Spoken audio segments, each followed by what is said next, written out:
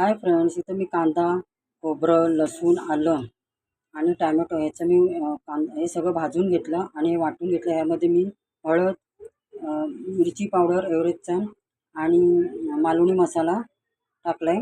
आता इथे तेल बघा तापत ठेवलं आहे 4 पळी. इथे जिऱ्याची फोडणी देते, तमालपत्र टाकते,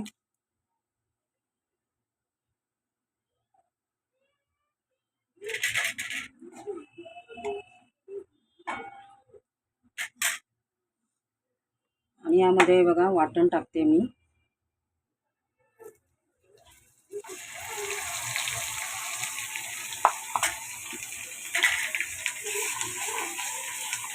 हे बघा मी परतून घेते.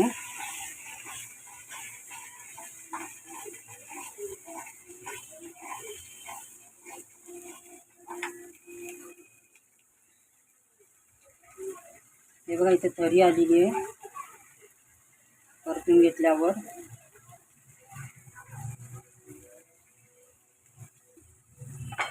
हे बघा मस्त तरी आलेली आहे. त्यामध्ये थोडंसं पाणी टाकते.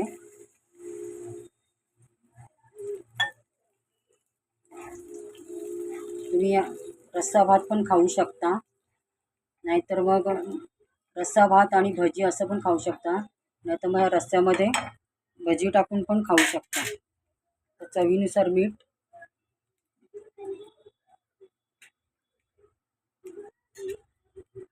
एक उकळी येऊ द्या.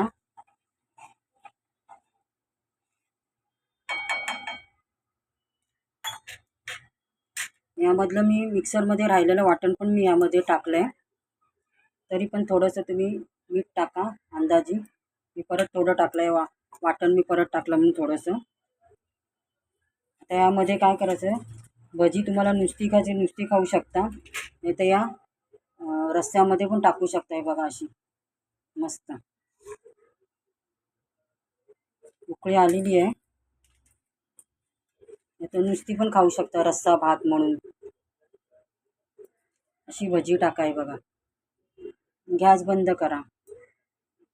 तुम्हाला अजून टाकू शकता आणि खायला पण ठेवा थोडीशी, मस्त लागते. नाही तर नुसता पण रस्सा भात भजी पण खाऊ शकता.